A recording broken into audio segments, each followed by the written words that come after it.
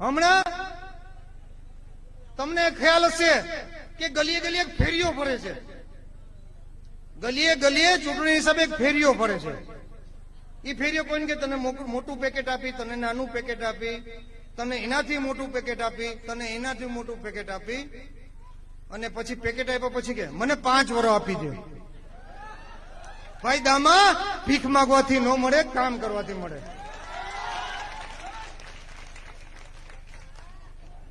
ગામના દીકરા તરીકે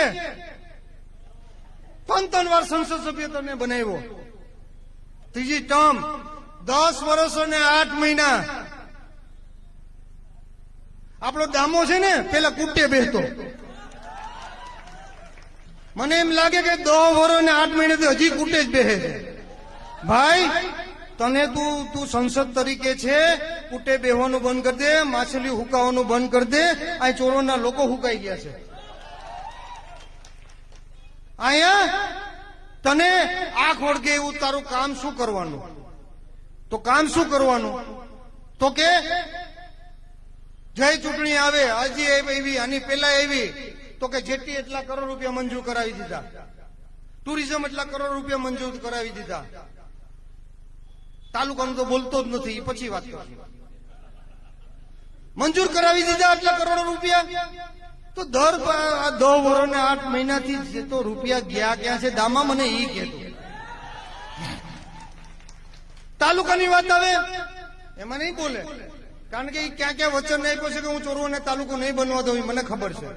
દામા સામે આવી જાય એટલે હું તને કહું,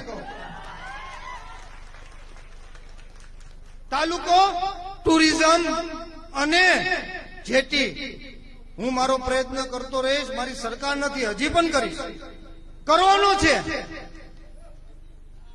પણ દામા તારી જગ્યાએ હોય ને તો મારા વતન માટે ટુરિઝમ, જેટી અને તાલુકાનો પણ હું રાજીનામું આપી દઉં.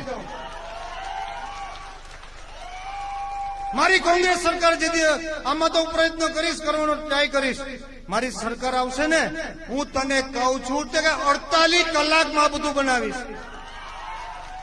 વિમલ ક્યારે લાઈનમાં ઉભો નથી, તેથી પણ મંત્રી હશે, મંત્રી માગવા જવાનો નથી, ખાતું મારી પાર્ટી દેવા આવશે. ટિકિટ પહેલી વારે લેવા નતો ગયો, બીજી વારે નતો લેવા ગયો. ટિકિટ મારી પાર્ટીએ મને આપી છે, મારી કામગીરીને આધારે આપી છે. એટલે હું ચોક્કસ રીતે કહી શકીશ કે હું પ્રયત્ન કરી વિધાનસભા મારા વિજય